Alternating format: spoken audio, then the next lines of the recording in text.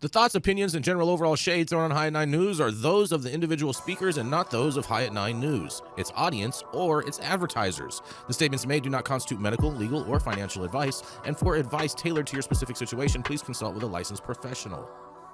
Welcome to the High at 9 News Hour, where you will hear from cannabis industry experts and professionals from around the country talk about important topics while shining light on global issues and discussing cannabis as it relates to politics, regulation and reform, data and technology, science, research and medicine, family and parenting, art, celebrities and entertainment, fitness, sports, mental health and wellness, and plant-based medicines and entheogenics. Together, we are building a stronger community, fighting the stigma and creating change. With your host, Jason Beck, joined by special industry expert correspondents from around the country, and daily antics brought to you by cannabis. Coming to you live every Monday through Friday at 9 a.m. Pacific time and high noon on the East Coast. And thank you all for getting high at 9 with us.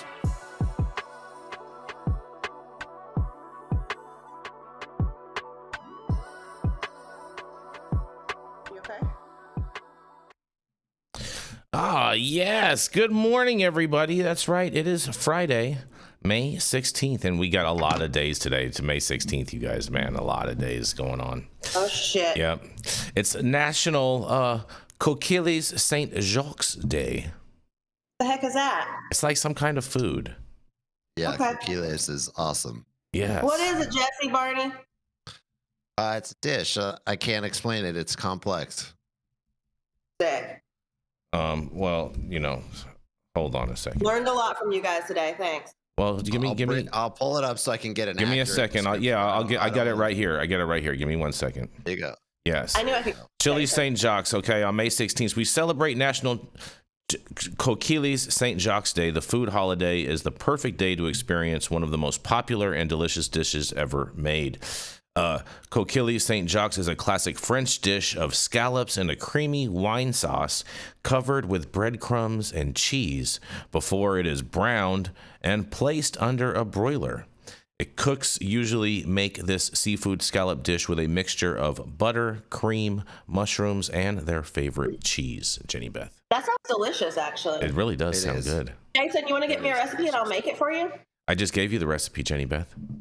Yeah, well, that's not. Okay, continue. Go ahead. You gave me the ingredient list. All right. Jesse, how about you find me a recipe and I'll have Jenny Beth make it and we'll post some pictures of how it looks. Let's go. I got you. All right. I got you. All right. Sweet. Let's see.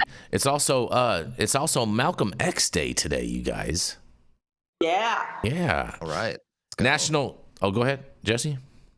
No, I just said let's go. All right. National Classic Movie Day. So they mean from your era right there, Dr. Mark. That was ugly. My error. Who's still in my error? Yeah, see? You just got here. He's insulted you already. Jeez. Oh man, you guys are funny. Jenny Beth, this one's for you. You're gonna love this one. It's also National Mimosa Day. I do love that one. Jesse, me and you are definitely gonna love this. It's National Barbecue Day. Oh yeah, hook me up. Let's go. Yes.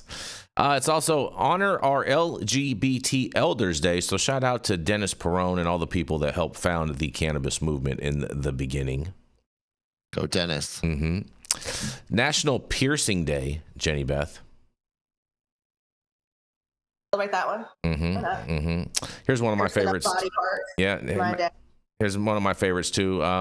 It is National Nascar Day today, you guys. Hit the gas and go. You know what I mean? Redneck making left-hand turn. It's National. Jenny, you got to fix your mic again. Something's going on again where it's doing that thing again. Bitch. Yeah. It's National Pizza Party Day. Shout out to all the kids in school. Pizza parties were great in school.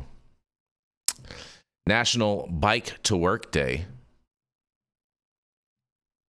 I love that. I'm all about biking to work. Go. National Defense Transportation Day. National Endangered Species List Day. National. That's like yeah. that's like a liberal holiday. Oh boy. It's National Biographers Day. Okay. Yeah. Write your biography. Yeah. National Sea Monkey Day today. Shout out to the sea monkeys. Yeah. Wait, sea Those monkeys little aren't brine real. shrimp. What's that, Jesse? Sea monkeys aren't real. They are. Dr. Mark, their sea monkeys are real. Don't you guys experiment with those things? Oh, I think it's just some kind of small organism, right? Yeah. Like, it's Shrimp, okay. they're like Yeah, brine yeah, yeah, shrimp, I think is what they are. Yeah, they're brine shrimp is what they Brine actually shrimp, are, but yeah. they're called sea monkeys. Okay. And Dr. Mark, this one is for you because this is Vermont, the Green Mountain State. It's National Love a Tree Day.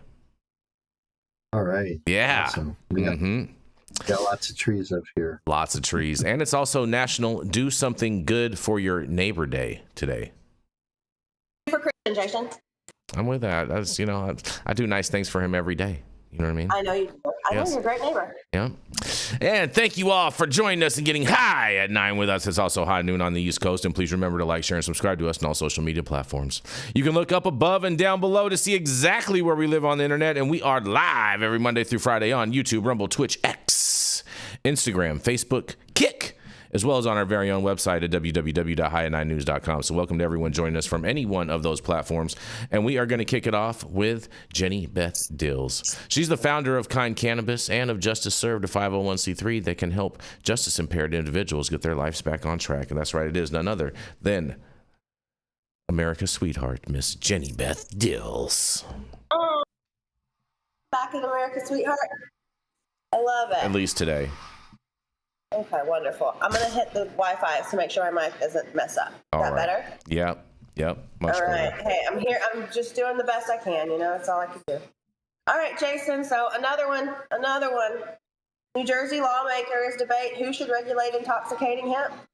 In Trenton, the New Jersey Assembly Agriculture Committee held a public hearing this week on a controversial bill that would shift regulation of intoxicating hemp from the state's Cannabis Regulatory Commission to the Department of Agriculture. The bill A5058 is sponsored by Committee Chair William Spearman and Assemblyman Robert Karabinchik, but currently lacks a Senate companion, a key step for it to become law. At the heart of the debate, intoxicating hemp drinks and who gets to control them. Alcohol industry lobbyists were quick to support the Department of Agriculture taking the lead, arguing that their industry has more at stake and more to lose if regulations aren't followed.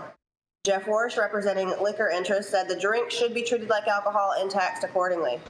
Brewers Guild lobbyist Eric Orlando added that out-of-state breweries are already selling these drinks, and local alcohol manufacturers want in. Meanwhile, the New Jersey Gas Station Association and hemp retailers supported the bill too, eyeing greater profits and clearer rules. But cannabis advocates pushed back hard. Attorney Bill Caruso, a leading voice in New Jersey's legal cannabis movement, argued that the current system is already in place and meant to keep intoxicating products out of minors' hands. We have failed to implement a law that this body passed, he said, warning that starting over with a new agency would create confusion and undermine the regulated cannabis industry. TerrAscend's Evan Kowalski and New Jersey Cannabis Trade Association Executive Director Todd Johnson also spoke against the bill, defending the NJCRC's authority. Johnson added the liquor industry has no idea about THC. Legislators raised questions about accessibility, flexibility, and fairness. Assemblywoman Carmen Morales asked if liquor stores could even meet the high regulatory bar set by the CRC. Caruso responded, "It's not alcohol, it's cannabis created a farm bill loophole, Jason. A farm bill loophole is the argument." It's not a loophole. Some agreed the cannabis system might be too strict, but not strict enough to let intoxicating hemp fall through the cracks. Testing lab chair Kristen Goad noted that many hemp producers are cutting corners and called for tighter oversight. In the end, lawmakers acknowledged the confusion and the stakes. "We weren't aware of several of these issues," said Chair Spearman. Assemblyman Karabinchik stood by the bill, saying the Agriculture Department had long handled hemp before the CRC was even created. For now, the question remains, should intoxicating hemp be regulated like alcohol or cannabis? Well, Jason, I love that their argument was that it was created through a farm bill loophole, because I know you like to poo-poo on that, but it is the truth.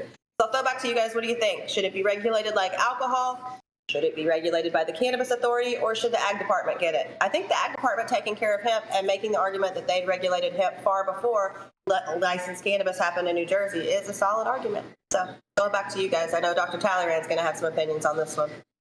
Wait, am I getting a reputation here? I don't know. It should y'all be cannabis type 1, 2, or 3. I'm just repeating myself, right? Right. Yeah, I would say it should be. I prefer it regulated by ag because they seem to be regulating it least, and as long as the industry can take responsibility for making sure there are no negative parts to it, no pesticides or all that, then that's just a COA away from it being the way to sell type 1, 2, or 3 cannabis. So I thought a COA makes it A-OK. A COA, as long as you have parameters around the COA, yeah. Okay. See what I'm saying? Great idea. COAs make it A-OK. You know what I mean? Because it's all THCA. Look at that. We might have just start a rap group, Jesse Barney. It's not all THCA, but also CBDA. Oh, all right. So Dr. T, you're saying that because of the access, correct?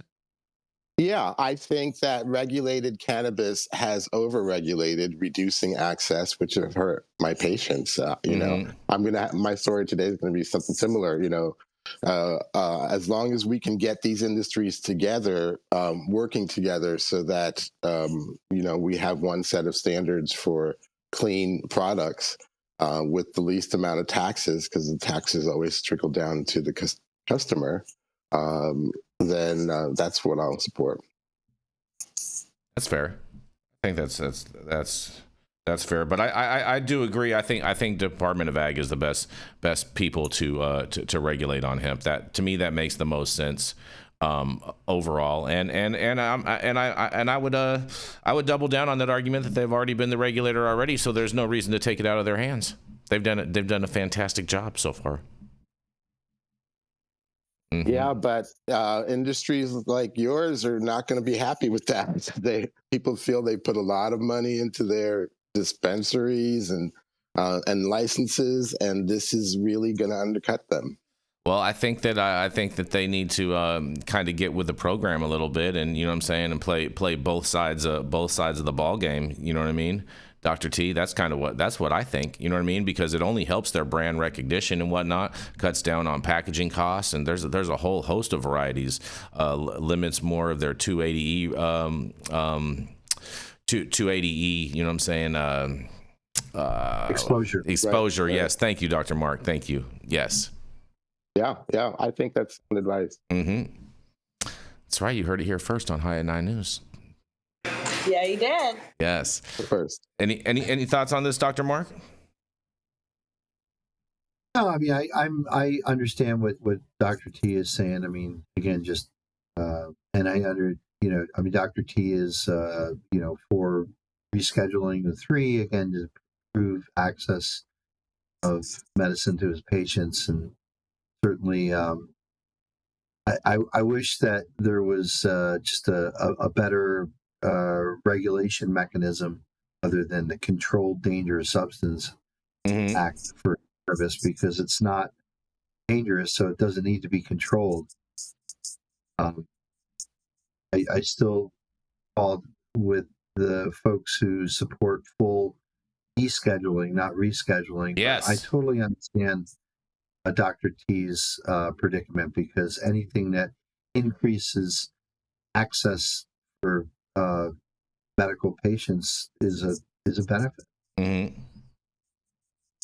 I can understand how one could come to that conclusion. I'm just not sold that Schedule 3 is going to provide more access. I think it's going to provide a lot less access. Yeah, I fall into that category of no one is going to buy boof mids grown by MSOs at Walgreens under a doctor's prescription.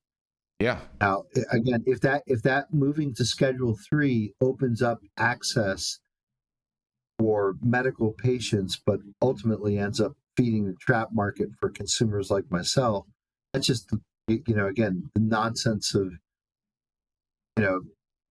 moving something to Schedule 3 that people can grow themselves. It just doesn't make sense, right? I went to a dispensary last night, and it's exactly what they had. I won't say which one, but in Sacramento, so I don't think we're far away from booth mids. It's here. It is a mids market. Oh boy! Oh, you mean you didn't want to buy the ounce of shake for $42? No. Shout out to our good old pal. My rule of thumb is I spend $20 and I try to get something of the most quality for that, and it's a way to sort of measure the quality in the industry. You may have one nice pre-roll, Dr. Talleyrand, for $20. Yeah, it's not good. Yeah, it's not good. Pre-rolls are difficult. I'll take care of you for $20, Dr. T. Let me rephrase that for you. Experiment than this is more science than it is. Than it is the need. Let me rephrase that for you, Dr. T. You said pre-rolls are difficult. Let me say it the way it really is. Pre-rolls are trash. Yeah, well, if you believe in the monoterpenes and you want to preserve the monoterpenes, it's really hard to do it with the packaging of pre-rolls. I know some companies do put effort into it and they have good quality, but for the most part, it's really hard to grind up weed and put it in a pre-roll and then package it and preserve the terpenes through all of that oxidization that's happening. There is literally no way to do it. Very fair, very fair. But the only way is to add more terpenes and through some kind of spray or some kind of additive. And those are never good. The added terpenes are never good. Those are all terrible. No, it's terrible. God, those are the worst. Not all introduced terpenes are created equal either, right? Are they cannabis derived or are they botanical derived? Even then. Even then, I worked in a shop where I was doing that. Unfortunately, it's one of the things that I've done in my life that I hate. But I was creating and making pre-rolls where I was mixing infusions with them, and we were adding terpenes into it, and they were cannabis terpenes, but it still was wrong. It just like at the end product, it didn't matter that it was cannabis terpenes with some diamonds that we were mixing in with this crappy weed. It still was just trash at the end of it. Now, the caveat to that is like Fidel's hash holes, like when there's a real rosin snake in the middle. Okay, it gets by. Like that's pretty good. It's at least doable. But every other pre-roll I've ever had has been just. And that's what I mean about not all are created equal. Shout out to Next Level with their rosin joints too. So. Yeah, there's a few rosin makers that put rosin in a joint and make a pre-roll that way, and that's like, okay, I'll smoke that. It's good enough. In fact, Jesse, when you're down here, I will get you some Next Level pre-rolls. I want you to smoke it, and I want to watch it smack you because the thing is, it's a very well-made product. It'll definitely smack me because I haven't smoked any weed in 3 months, so. You're gonna have a smoke weed. I'm gonna get Jesse. interstellar high school high for sure. Just for the record, Jesse, she loves smacking men. I do not. And on that, we're gonna roll into our first commercial, and we're gonna be right back.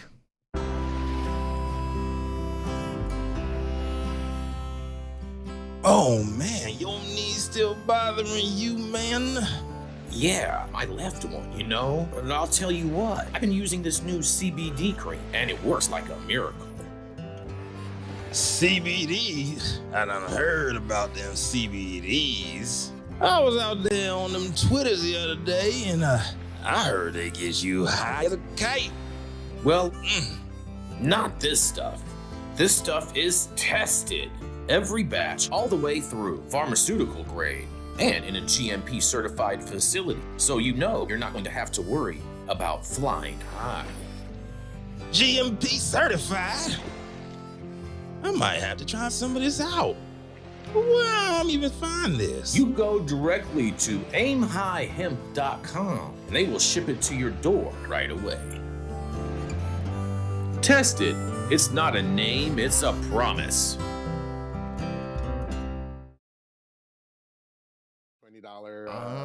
yes, and we are back. Yes. We And are coming up back, you next, guys. while we trap out to Dr. T, the guy who's been selling weed for a very long time, he took a pager and turned it into a storefront. That did He's happen. the highest Republican on the High at 9 News. The biggest pain in my butt, Jason Beck. Oh, yes. Good morning, everybody. Happy Friday. We finally made it to Friday, you guys. Man, look at this.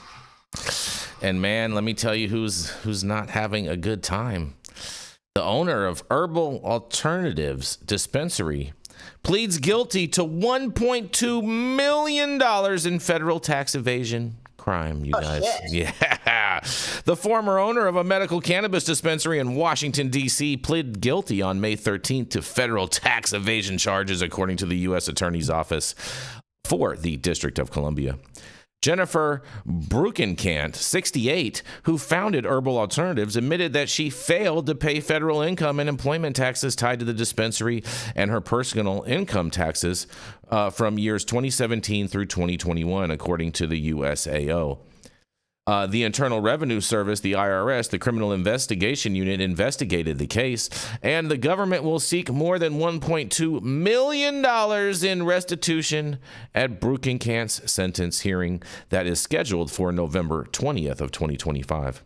U.S. District Court Judge Lauren L. Ali Khan will determine the final sentence, and Brukenkamp further attempted to evade paying those taxes by falsely attesting on her annual unincorporated business franchise tax forms filed in the District of Columbia that she had filed her federal income tax returns when in fact she had not, according to the release from the USAO. In a quote, Brukenkamp continued trying to avoid detection when she repeatedly told law enforcement during a July 2023 interview that she had filed her returns. Herbal Alternatives, which began operating when DC's retail program commenced back in 2013, sells cannabis to medical patients and self-certifying adults just 4 blocks from Lafayette Square, and prides itself as the first female and native Washingtonian-owned dispensary in the district. Although the district's voters approved a medical cannabis legalization measure back in 1998, a federal rider spearheaded by former Georgia Congressman Bob Barr blocked city officials from using federal funds to implement the program until after the rider was lifted in 2009. Brukenkamp's plea this week comes after she was charged in a 19-count indictment on March 6 related to the IRS investigation.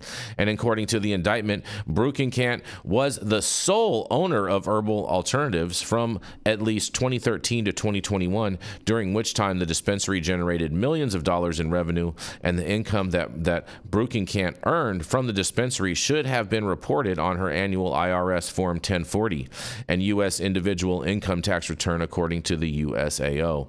And according to the indictment, she failed to file an income tax return and make payments of roughly $800,000 to the IRS over multiple years. In a quote, the indictment further alleges that Brukenkamp employed dozens of employees at Herbal Alternatives, according to the USAO. Under federal tax laws, Brukenkamp was required to collect, account for, and pay over to the IRS on behalf of Herbal Alternatives the employment taxes imposed on its employees by the Internal Revenue Code. According to the indictment, Brukenkamp failed to pay the IRS approximately $130,000 in such employment taxes that were owed during the charged tax years. And while traditional U.S. companies can deduct ordinary business expenses such as payroll from their federal tax, cannabis companies are subject to Section 280E of the Internal Revenue Code, a punitive tax structure for drug trafficking of a Schedule I drug or Schedule II drug under the Controlled Substances Act. That must mean why people think that 280E is going to go away under a Schedule III, but whatever. This means cannabis operators can't deduct their ordinary business expenses from their taxable income, providing the federal government billions of tax dollars annually from an industry it does not recognize as legitimate. Those who evade taxes and fail to pay employment taxes face a maximum prison sentence of 5 years for each offense, in addition to financial penalties, you guys. Man, oh man, this sounds all bad for this lady. Sounds like she's going to get sentenced right before Thanksgiving, and that's not a lot to be thankful for, and I can't wait to hear what you guys have to say about this. Wow. Yeah, right? I mean, it's a chick, but she's got balls. Yeah. Try to get away with that in DC, no less. Well, I know, and she's like telling them that, oh no, I filed them, knowing good damn and well she didn't. Yeah, that's just to do that for that long, to evade taxes, sell weed in DC, in a store, and to do it for that long, and then just think you're going to get away with it. It was $1 million. Yeah, wow. Yeah. Let me. Was she one of the ones that got busted in the last few months? No. It says that she's the government is seeking $1.2 million. So that's the 800,000 that they mentioned in here, and the 1.3 or 130,000. Yeah, 800,000 tax return payments of roughly $800,000 from multiple years, and the $130,000 from IRS employment taxes, which comes up to that amount. Man, you guys. This is why we get a bad rap in the cannabis industry across the board. There's so many people who just try to take advantage of this whole thing, and they make us look bad. They do. That's so true. So true. It's a bad deal. Doctors, you guys have anything? You guys have any remedies for tax evasion? Well, there's two things. There's two things certain, right? Death and taxes. Yep, that is true. Any thoughts on this, Dr. T? Well, if there were less taxes, then there would be less taxes to evade. I'm all about that, bro. You know, I mean, in all fairness, that's so true, Dr. T. You know, Thomas Jefferson did say that it's every American's duty to pay as less tax as possible. And so shout out to this patriot, I guess, right?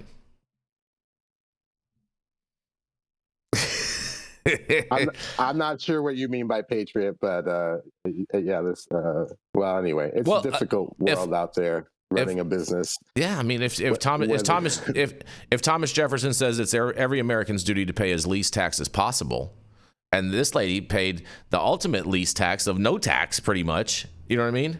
She's just doing what he said. Well, I think Thomas Jefferson wanted us to agree on a set of rules and all play by them. I think that's fair. I think that's a fair statement. That's, you know what I mean? I do believe in, no overtaxation without some representation, though. That is for sure. And shout out to the C Word, who just threw in a big old super chat. Much appreciated, the C Word. It says, I had a pro roller making up joints at a party and gave one to a dude who was like, sorry, I don't smoke pre-rolls. And I'm like, nah, that's not a pre-roll. And he's like, but it's already rolled. That is so true. So true.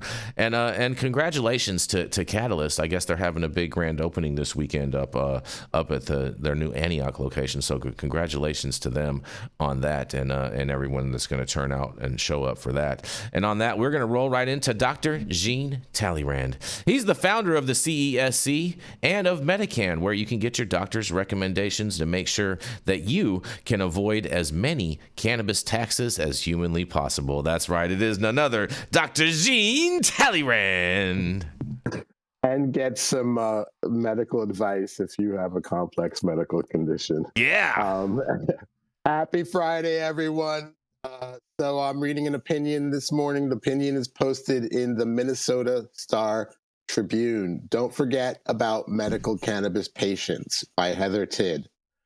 Years ago, my son was one of the first children enrolled in Minnesota's medical cannabis program. He had complex medical and behavioral health needs, and we had tried everything, countless medications, therapies, and interventions, often with limited success and difficult side effects. Then we found medical cannabis. The change was remarkable. Within weeks, his tics eased, he could think more clearly, and his emotional regulation improved in ways we hadn't seen before.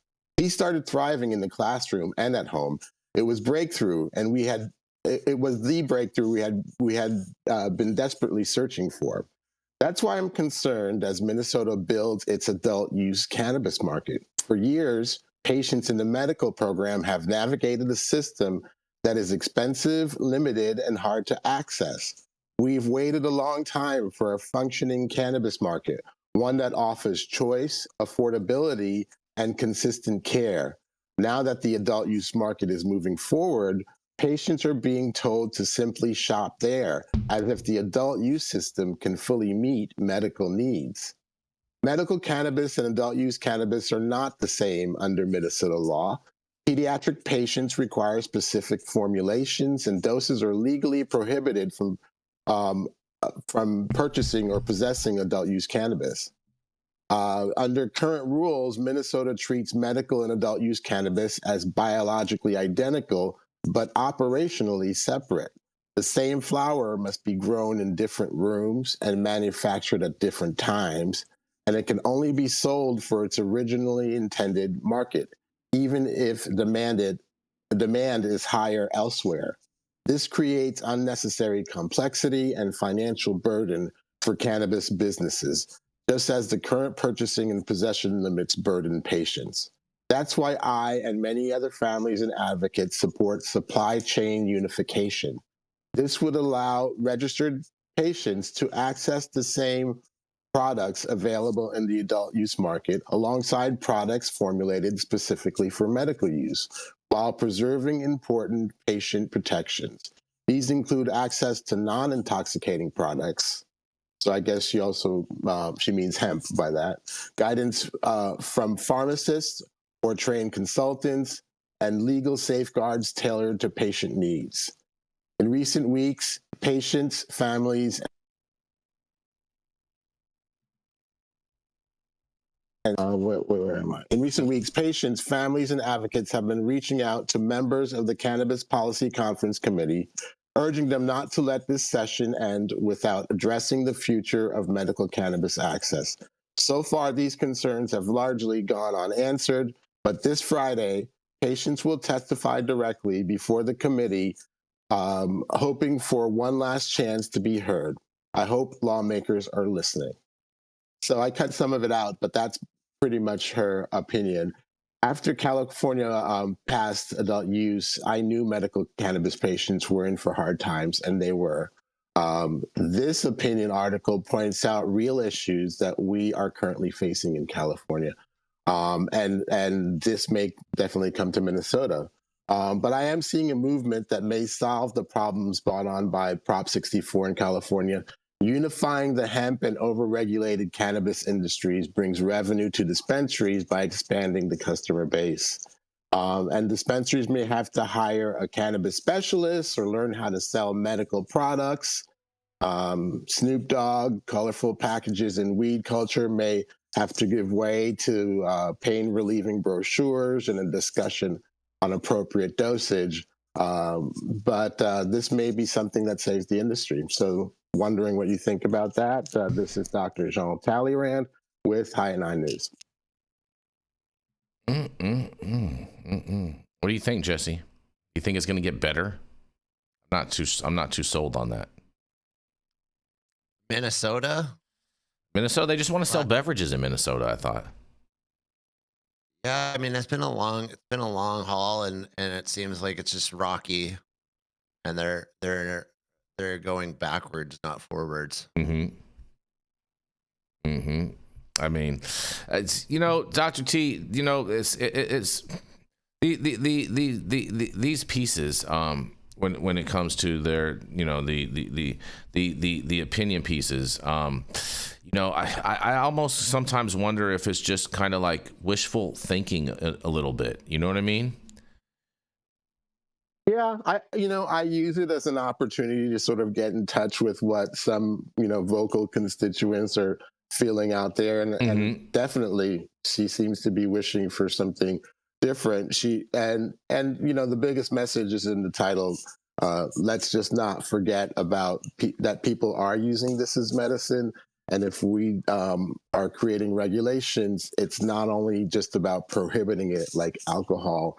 It is also about permitting it, allowing people to use it as medicine and not taking that away from them, which is what's been happening. So, it's an awareness piece. Yeah, no, it definitely is. I mean, because we see this happening in pretty much every state that once they go to adult use, it pretty much just diminishes their whole medical program. I mean, it's happened here in California. Colorado has a very kind of dismal, medical program. I want to say, didn't Washington like totally eliminate their whole medical program just for adult use? And so we've seen this happen again and again and again in all of these different states. And the woman that wrote this, Heather Tidd, says some things about her, that she's a mom and a community leader, and she's been advocating for medical patients in Minnesota for more than a decade. And she works as a community engagement manager and previously served as executive director of the Dakota Child and Family Clinic. So what about the kids? He's advocating for pediatric cannabis use. I really like this piece, and I hope that it can change some hearts and some minds up there. But I'm not optimistic that it ultimately will. But I do believe that more of these stories need to get out there and be out there, so then that way more people can hear about them, learn about them. Because ultimately this is why we all got into it in the first place, is to help people, and that's really what the basis of this whole movement in the beginning. Well, I know certain states are struggling with bringing on adult use laws, and maybe if they had within their laws some provision for medical use, then they might be accepted, and adult use may come a lot easier to those areas. Fair enough. Any thoughts on this, Dr. Mark? Well, all use is medical use. I agree with that. I do agree with that. That is for sure. I'm a big proponent of that. But most people don't understand the chemistry that's involved in consuming cannabis, Dr. Mark. So they're not even attuned to realizing how well it's working for them, even when it is. Well, those people should be watching the High at 9 News and getting well informed. Yes, they should, especially on Fridays, on our Medical Fridays episodes, without a doubt, Dr. Mark. Right about that. Jesse, any final thoughts before we move on? Nope.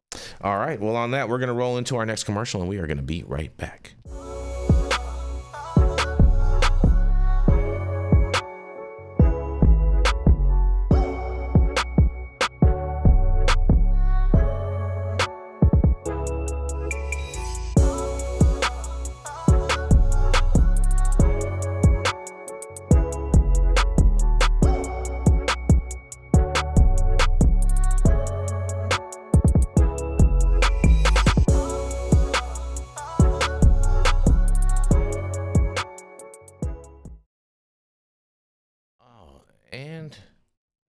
And we are back. Stop whatever you're doing. Make sure you smash that like button. I know we'll appreciate it. You'll appreciate it. And YouTube will appreciate it. Also, make sure you subscribe to the channel if you're not subscribed already. And all of the articles that we cover on today's show, you can read directly on our website at www.highat9news.com. And make sure for your weekend, for your turning up party weekend, that you go onto our website and our sponsors, where all of our sponsors are listed with their websites, that you go and order yourself a case of Liberal Tears sent directly to your door. 150 milligrams of caffeine, no sugar, so it's extra healthy, and you're supporting Patriots by drinking some Patriot Peach, you guys. I just ordered the summertime strawberry salad when added steak on top here at Anna's. Make sure you do the same thing too next time you're in downtown Long Beach. Come on down and check out Anna's joint on the 400 block of Pine Street. They have amazing selection of beers, foods, and when you come down here to Anna's, you can even challenge me to a game of shuffleboard if you want to lose.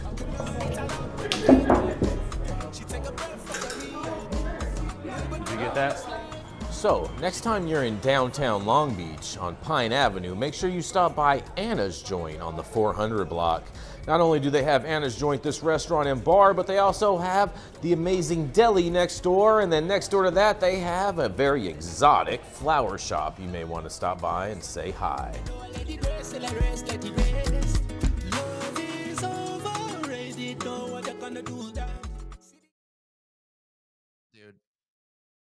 made a comment about nipple rings. And we are back, you guys. And coming up next, that's right, it's Dr. Mark Scialdone, who's out there in the great Champlain region in the great Green Mountain state of Vermont. He's a chemist, he's an educator, and a researcher, and he's even discovered some of your favorite compounds that are available on the non-loophole hemp market. That's right, it is none other than Dr. Mark Scialdone.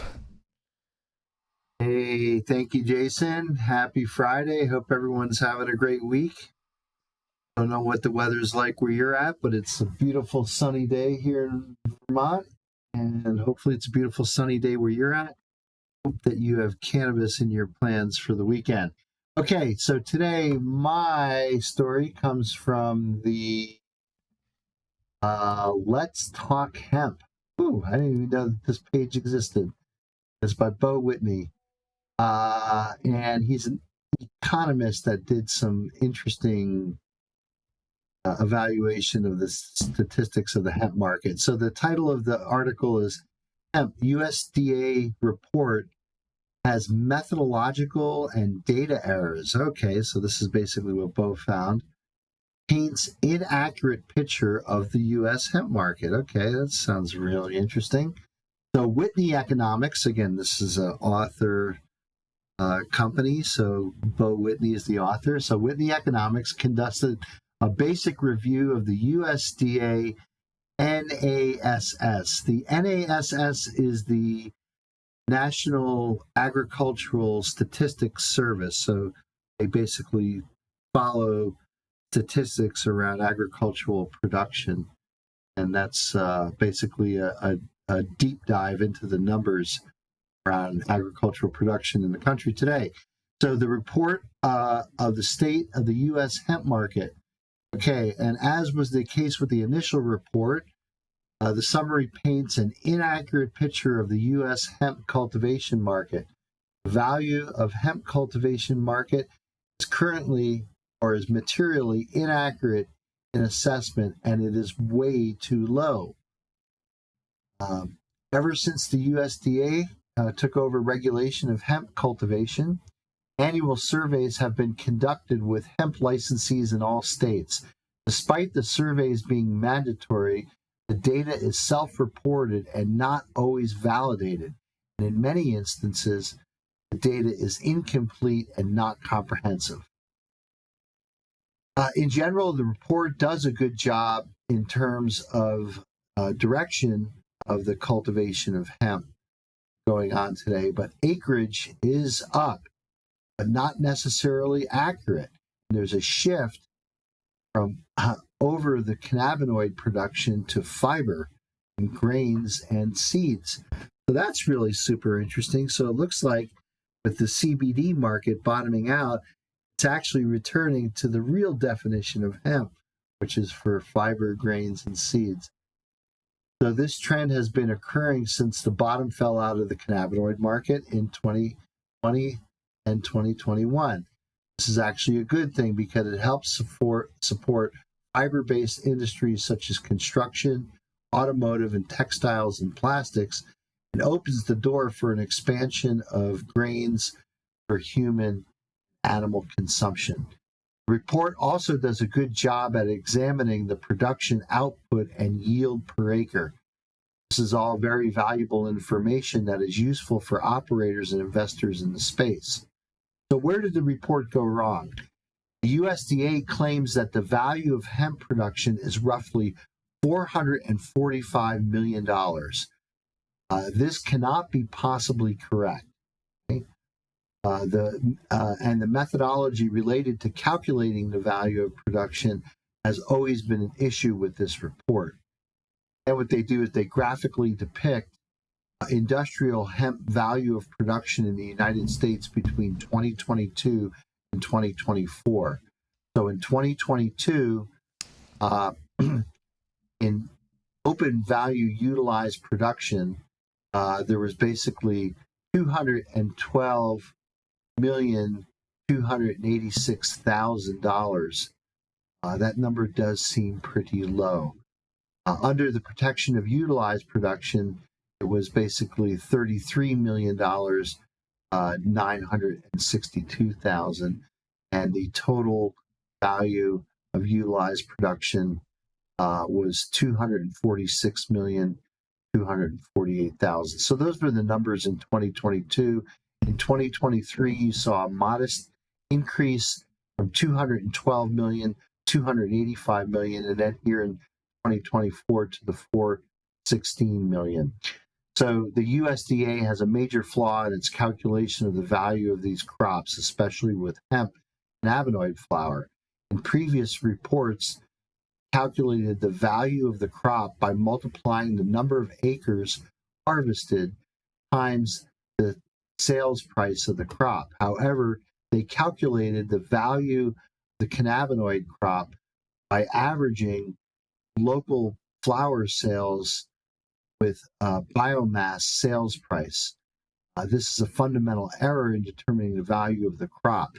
So what they're saying here is that biomass, which is bulk biomass, is basically the number that they were using, and that was definitely a lower number than, say, if you're actually going and picking like the colas and selling those at a premium value, right? So how does 445 million of output produce a cannabinoid market of 28.4 billion? 28.4 billion, right? Simply put, it does not. So the average price per pound the USDA uses to determine the value of the crop, this year's crop for flour, was about $19.10 per pound. Do you believe that, Jason? Yeah, it's cop math, bro. They're doing cop math on the hemp. $19.10 per pound. In addition, the yield per acre of a cannabinoid farm is estimated to be roughly 1,700 pounds. Wow, that's a lot. So that basically tells you that drug varieties have a lot more biomass because these are grown to increase canopy size, right? The drug variety cannabis, right, is kind of more like a bush and less like a single stem plant.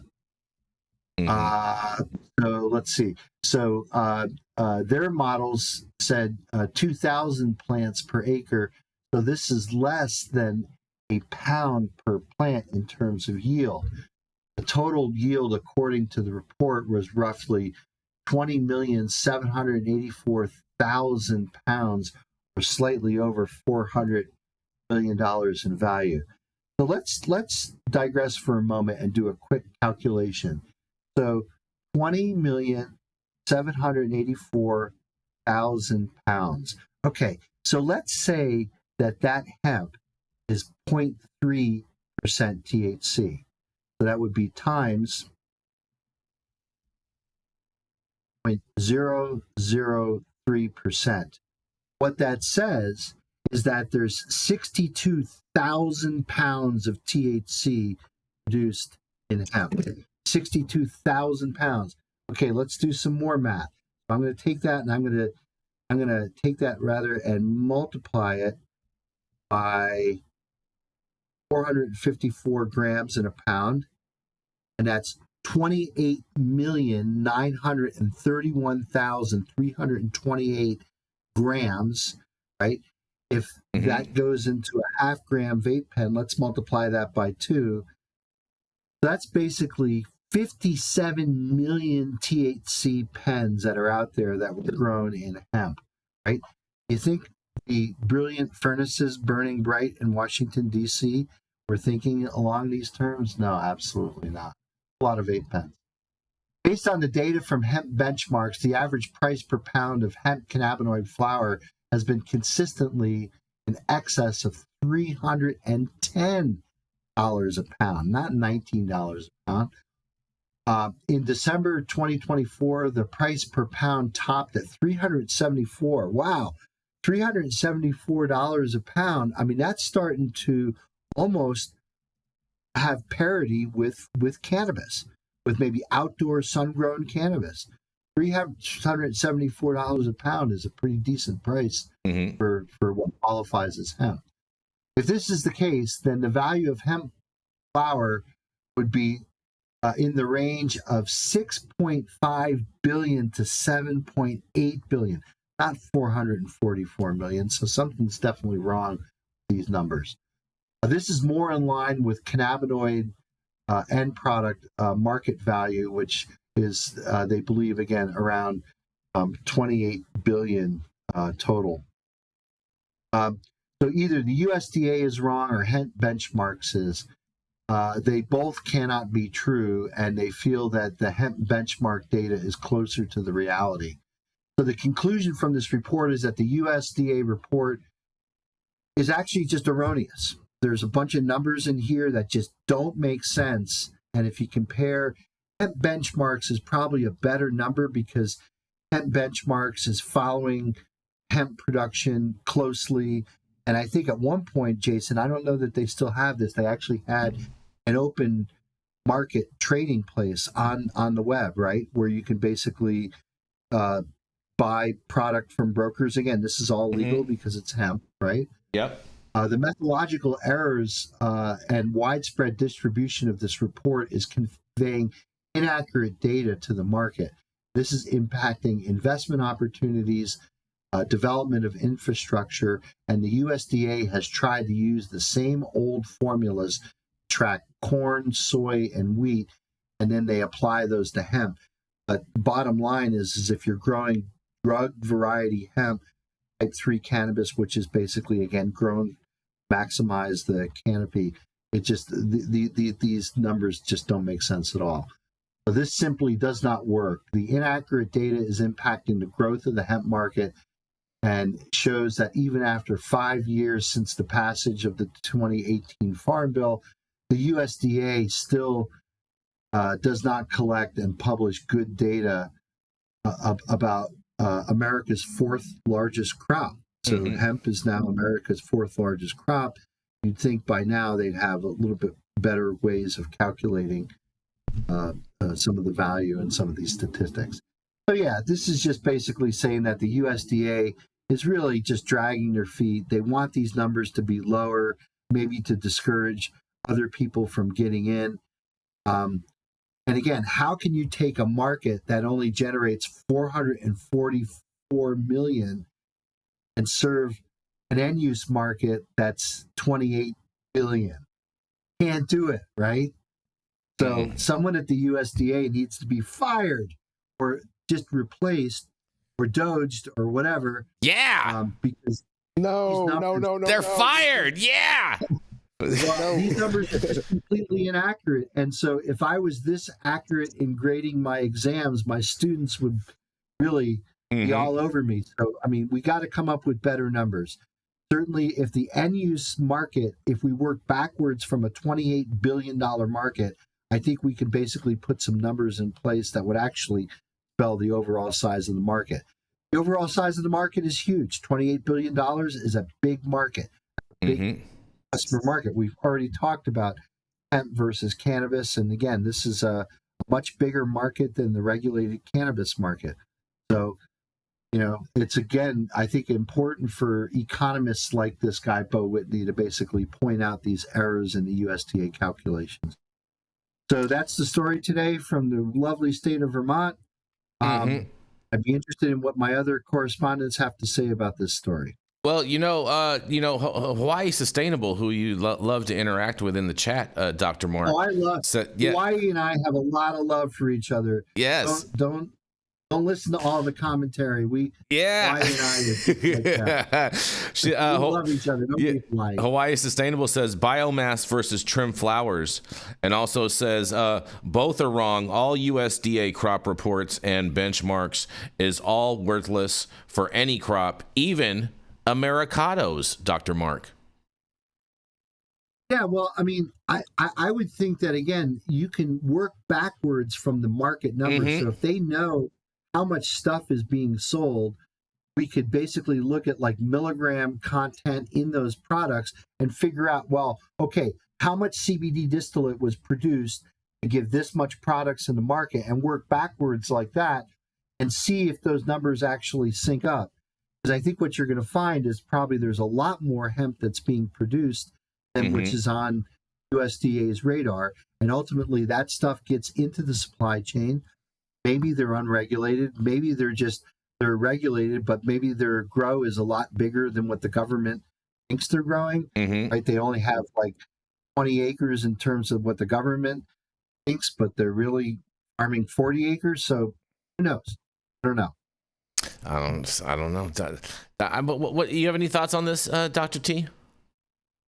Yeah, this is the situation where two wrongs are making a right. You know, the mistakes of the overregulated cannabis industry are being counteracted by the mistakes of the USDA, and it can get all corrected if we can get rid of both mistakes at once. But to get rid of the USDA mistake is just going to limit access to my patients. Sorry to say, guys. Patients need their medicine. Doge them all, Dr. T. Let's make sure that make sure that we can get weed for the people. Get it straight to them. Doge them all. What this economist is pointing out, though, Dr. T, is that basically the USDA is using erroneous numbers, and whether they're cooking the books intentionally or they're doing it unintentionally, it needs to be fixed, because there's no way you can have a $28 billion marketplace that's only served by $440 million worth of crop. They're two different things. The other thing I think that I find interesting here, and maybe there's something to be said about this, which is that the USDA's regulation over the plant ends at harvest, right? So like once that crop is deemed hemp, it's hemp, right? And if you harvest CBD isolate or CBD distillate from that hemp, it's still hemp. But when it's chemically now converted into hemp-derived D9, does that cross the market, so to speak, into now the THC realm? And are those products also being counted, because they're derived from hemp, but they're not CBD? I see Dr. T nodding. So yeah, I mean, the mistake is even much bigger than the article pointed out. If you're talking about 0.3%, what about all of those people who are not including THCA? And that THCA is being sold in the market. So it's a huge mistake, of course, but the real mistake is over-regulating the cannabis industry to begin with. And so this is the effect of the initial over-regulation. It's sort of a side effect. It's growing out of it. And until we can stop the original cause, the over-regulation, there will be side effects.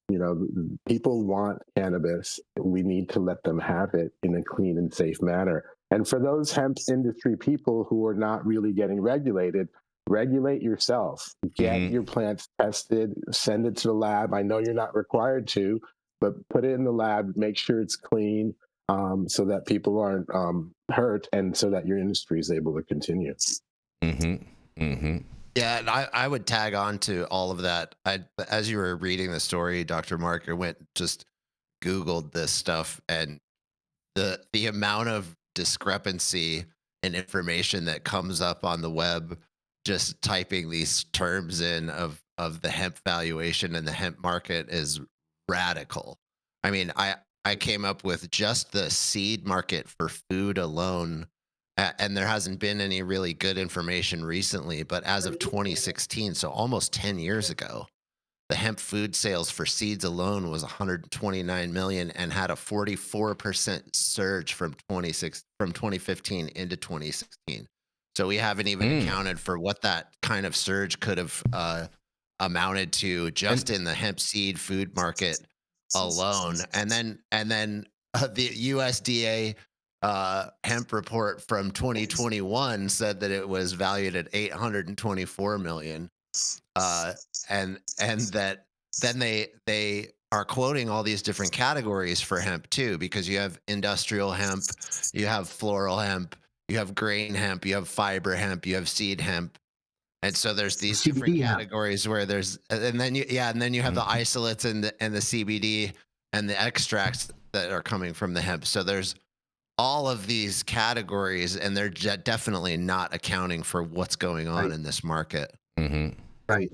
Now, I wonder, just listening to your numbers on seed, I wonder if that includes both the oil and the protein. So when you take hemp seeds and you crush them, you basically defat the oil from the protein, and so ultimately, what a consumer is going to consume, or livestock or whatever, is the protein and the oil.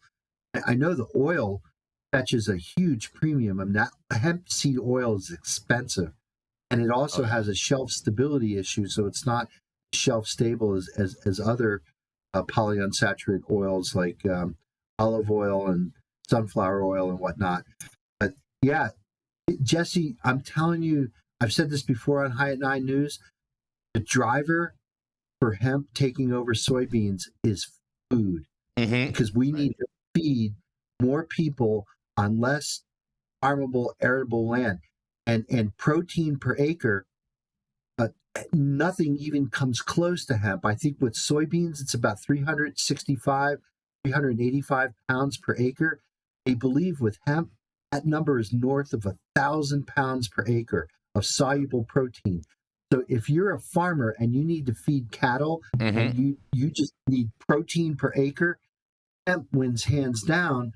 But now, in order for hemp to take over soybeans, now you're up against big industrial ag like Archer's Daniel Midland, Cargill, Bunge, DuPont, all these big companies that, guess what? The pesticide companies bought seed companies so they could genetically modify their seeds to be resistant to the chemicals that they sell. It just goes to show, that just goes to show, I mean, there's interests in the agricultural world of America that don't want these numbers to be accurate. That's right. Because then investors would be attracted. That's right. And the farming practices would change, and agricultural farmland would be allocated more towards hemp, and these old money interests that are in soybean and corn and these various subsidized products. They're getting a ton of money from the government every year to grow those things, and this would change. A couple of weeks ago, we talked about the revolving door between big pharma and FDA. There's a revolving door between industrial agriculture and the USDA, right? So the people who regulate industrial agriculture used to be in industrial agriculture. So, so that revolving door. Right. You're absolutely right. Thank you for mentioning that, Jesse, because I think they intentionally cook these books because they want everyone to be on the red meat McDonald's diet. And they don't want the soybean kings don't want any competition from hemp seed. Can you imagine, Jesse, driving past Harris Ranch and all the cows are fed all the hot hemp that can't be sold?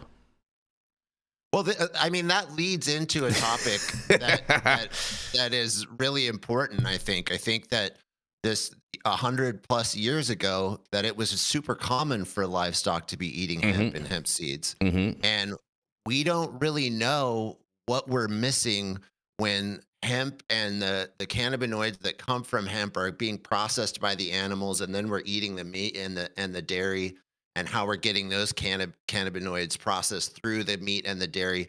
Like, we don't really know what kind of deficiencies that we're experiencing in our endocannabinoid system by lacking this very diverse amount of cannabinoids that would not only be from the plant, but also from the animals that we consume. So there's a huge thing going on that I don't think anybody has really studied or even had the potential to study. So these are things that I hope in the next 10, 20 years we're able to really get into. Interesting. Fantastic information. Any final thoughts on this, Dr. T? That's a great comment, Jesse. I love the nutritional perspective on cannabinoids, and are we living in an cannabinoid deficient state? Or, very good. Love it. That I'll have to tribute that to Jason Pinsky. I got that from Jason Pinsky. He talks a lot about that, about we might be in a cannabinoid deficient state as human beings across the board. I feel like we need to have been for 100 years, and we don't know what that means. I feel like we need to get Madonna to do a song about this, about being an endocannabinoid deficient girl. Yeah, there you know what I mean? Pinsky dancing in the outfit, right? Oh yeah. Oh, that would be good. We should have Pinsky dressed up as Madonna and doing the whole video. Oh, that would be pretty funny. And on that, we are going to roll into our final commercial, and we are going to be right back.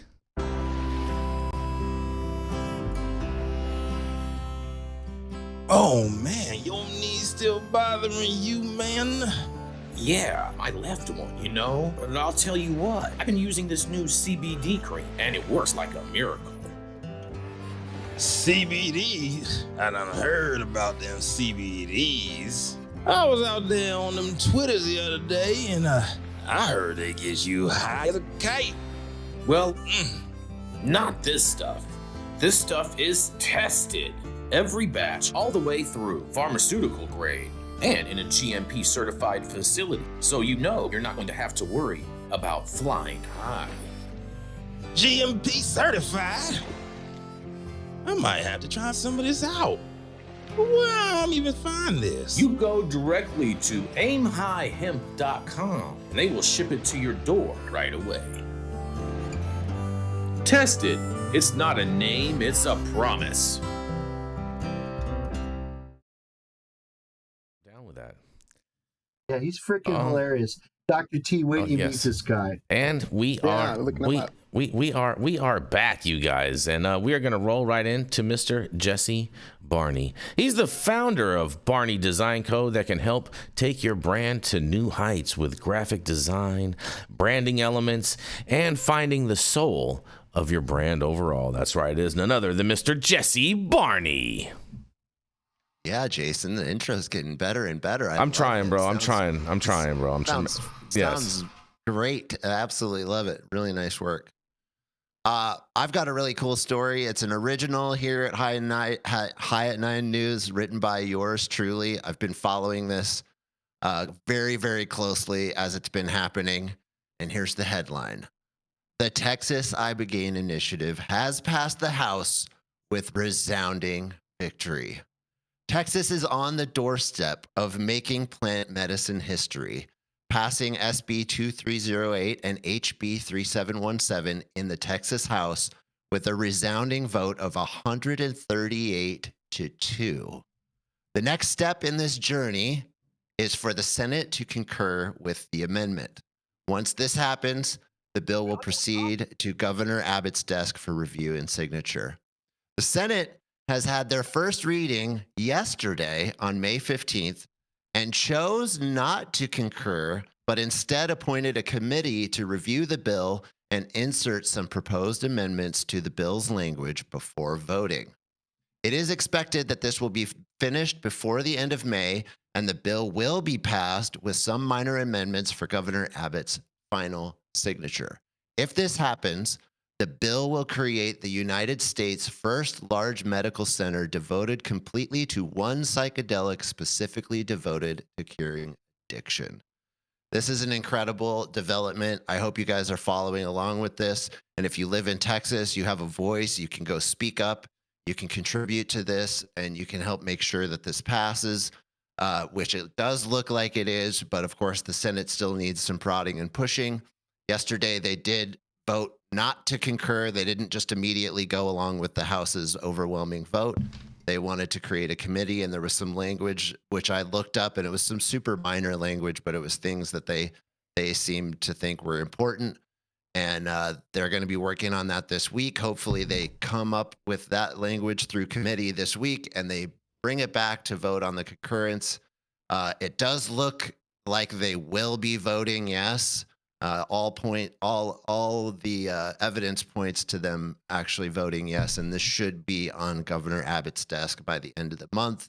And that also looks promising. He's been doing some really great things with this, and it seems like he is in favor of this happening. So fingers crossed, this is going to pass, and the United States is going to have one of the first amazing medical centers devoted to curing addiction with Ibogaine, and specifically just that. So I'm excited to hear what the doctors have to say and everybody else. and excited to follow this story as it goes through. And just for the record, ibogaine should only be administered by a physician that is trained within that. Ibogaine is not something that you should self-medicate with on your own accord.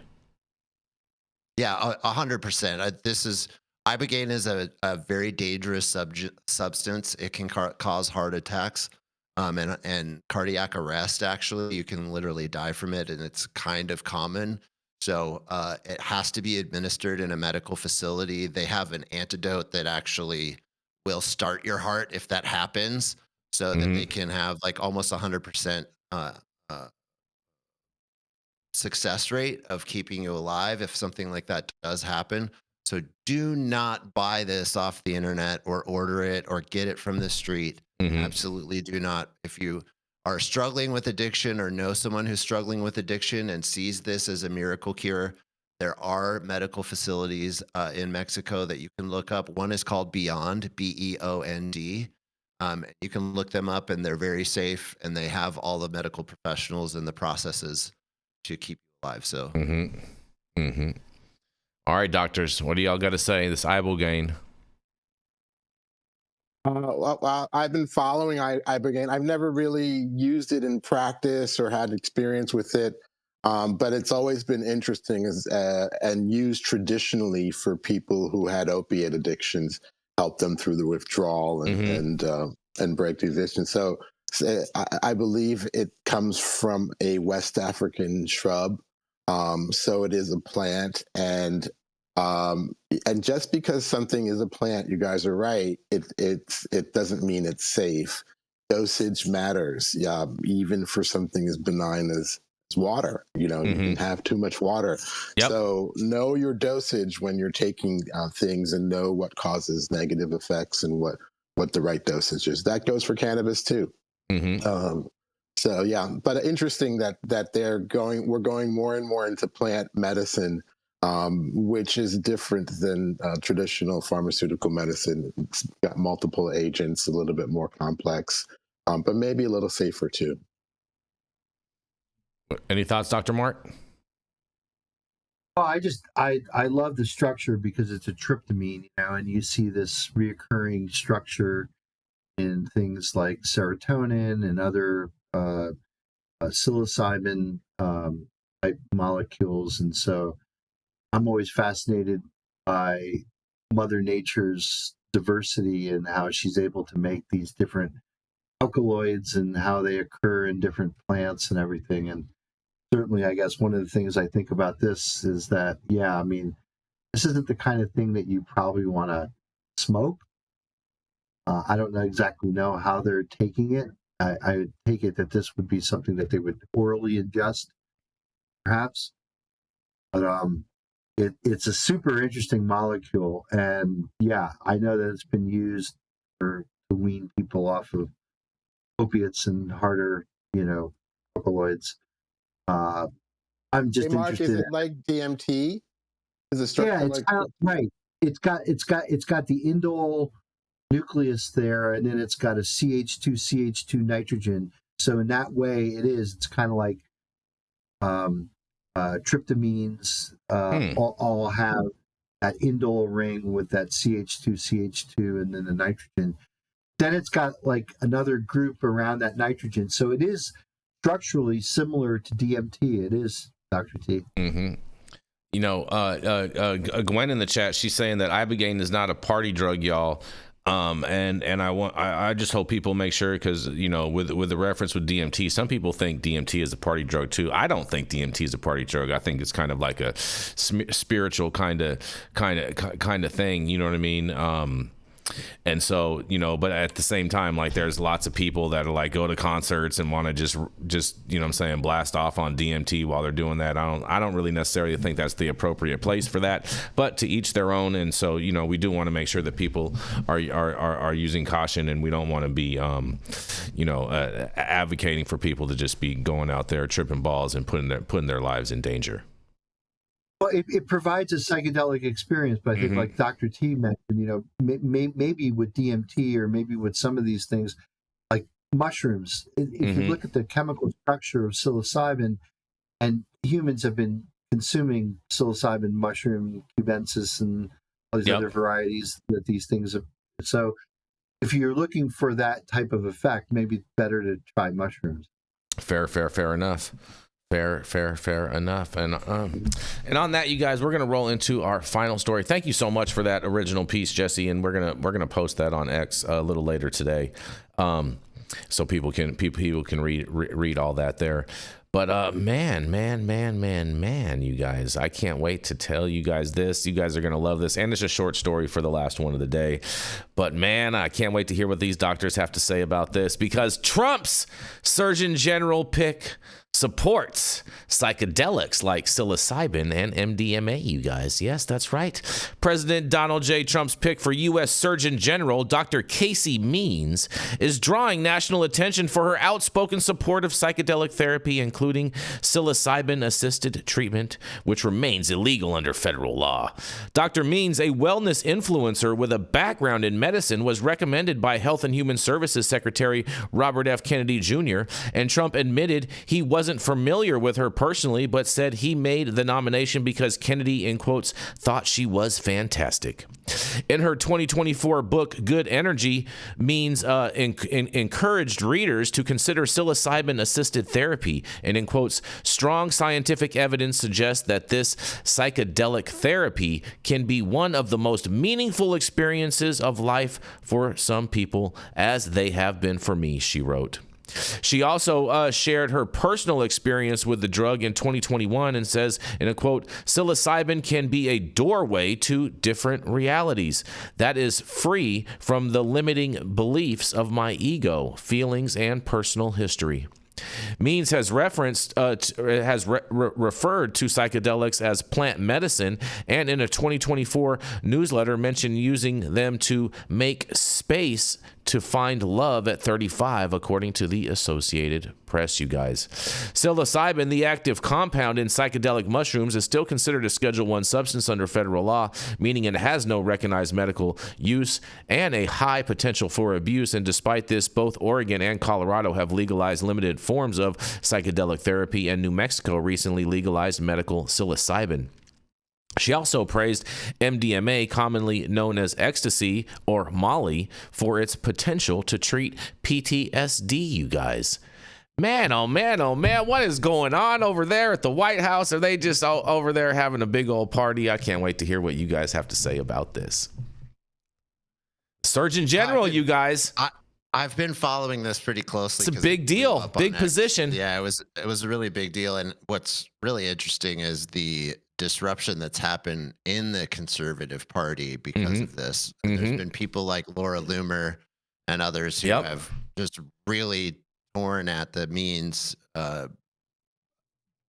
siblings because of this. And I've been following the Means very closely because they were one of the reasons that I got really excited about RFK Jr. 6 months ago, and various other things that have been going on. And there's just so much misinformation going on about them.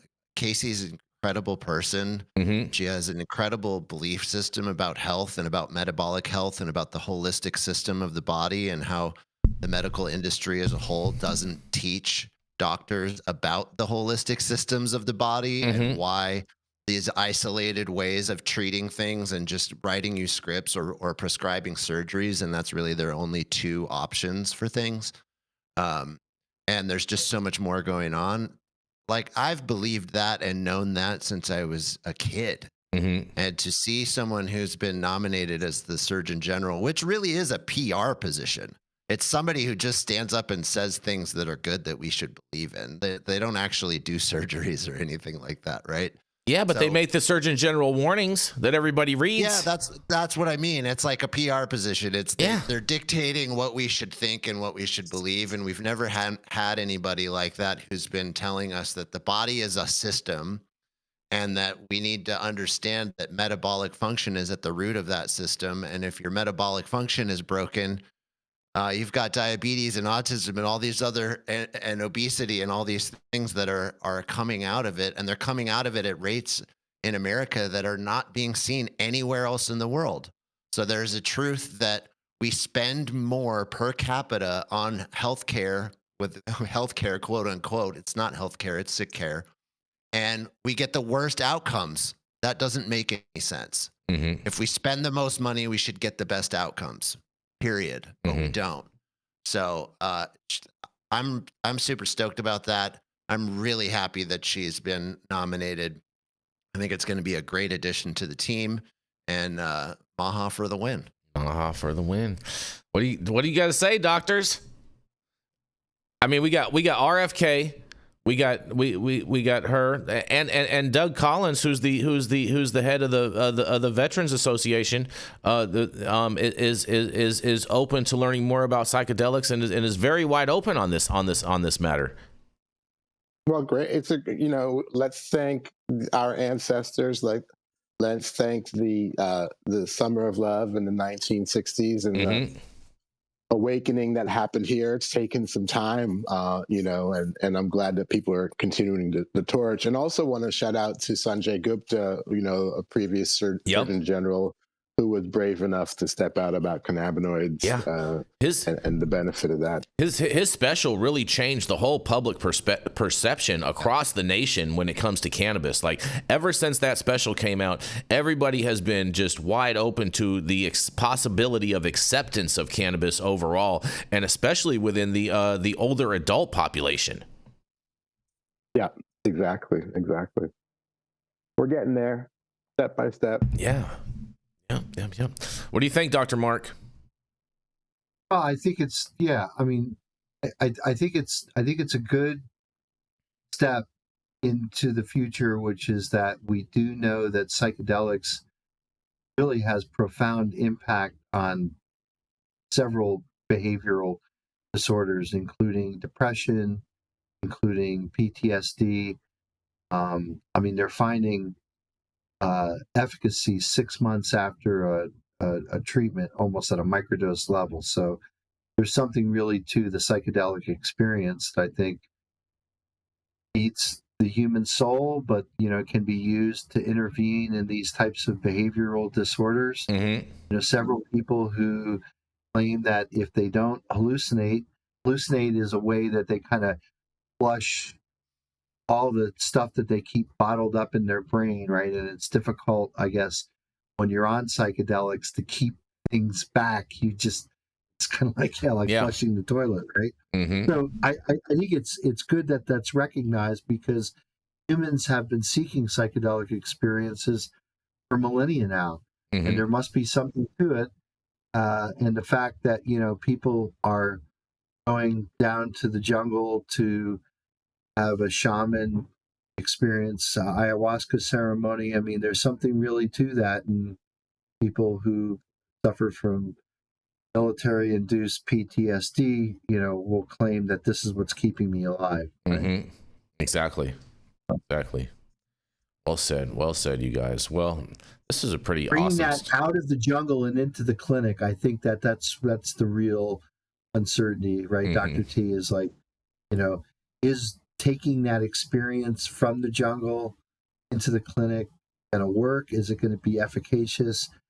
Is part of this kind of like the placebo effect? Because when you go down to the jungle, you're in the environment where the medicine comes from. Or can you do this in a sterile doctor's office? I don't know.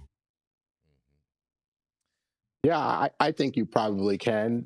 You just have to understand what was learned in the jungle and understand what's kind of shifts that are happening in the clinic. Try to keep some of the systems and the process that have worked in the jungle as you transfer. But I mean, as a natural products chemist, I'm just fascinated that ayahuasca was basically human. We needed humans to bring ayahuasca, right? Because there were two different plants that were brought together. So, Dr. T, my fascination as a natural products chemist is what other combinations are down in the jungle that we could use for human benefit. I think we would be naive to think that ayahuasca is the only thing like that. I'm sure there's multiple things. And I mean, Chinese herbalism, I think, is another untapped thing that maybe Western medicine and somebody in the Surgeon General's office could say, maybe there's something to Chinese herbalism. I know I had a bad case of, I'll say it here on High at 9 News, hemorrhoids, right? Nothing over-the-counter work, nothing at all. So Shanti turned me on to his Chinese herbalist down in New York City, and she had an ointment that immediately provided relief. So I think, we need to stop just focusing on Western medicine and how we've developed, again, significant things that cure human disease and that treat human disease and medical disorders, but open that up to psychedelics from the jungle, to Chinese herbs. Why not? I mean, there's this whole natural world out there with medicines waiting to be discovered. And I hope to someday be in a jungle somewhere and be mixing potions together for the first time and maybe coming up with something new that way. I mean, that's kind of cool. I think that it took human creativity to kind of pull those things together. I think that leans, Dr. Mark, what you're saying leans right back into the idea that the body is holistic and it's a part of the earth and that we're connected, and that these like Chinese herbalism, herbs from the jungle, ayahuasca, shamanism, all of these people understood that in a very rudimentary but very intrinsic way. And somehow modern Western medicine has missed that. And that's the thing that I think that is important here and what's really awesome and exciting. Well, it's hard to capture and sell, and that's really, that's the way, industry happens. It owns and it sells, and it's hard to do it. The plant is dynamic, and we're sort of dancing, with it chemically. I think it's really interesting to watch the shifts in the chemical patterns of the plants as it gets more pervasive, more prevalent, as we're using it more, to see how THC is drifting toward higher content, to see how plants like with CBG are sort of coming into the game and which ones get popular and not. It's going to be interesting. Make plants great again. I think we got to start a whole movement. Can we leave Trump out of this one? I just, I mean, it's his Surgeon General we're referencing, so you know what I mean. That's all. Well, this was fun. This was a great conversation, you guys. Thank you so much, everybody. And thank you all for joining us and getting high at 9 with us every Monday through Friday at 9 a.m. Pacific and high noon on the East Coast. And big shout out to our audience and supporters for tuning in daily and listening to the insanity that is the developing cannabis industry. Huge thank you to Aim High Hemp Distribution, Tested, and Catalyst for helping us keep the lights on over here. And thank you to our correspondents for being absolutely amazing. Thank you to Cannabis Sativa L for giving us a reason to do this every day. And thank you to Cloud Media partners Anthony out there in the metaverse. And thank you all for tuning in and getting high at 9 with us. We are America's #1 daily cannabis news show. And we are off.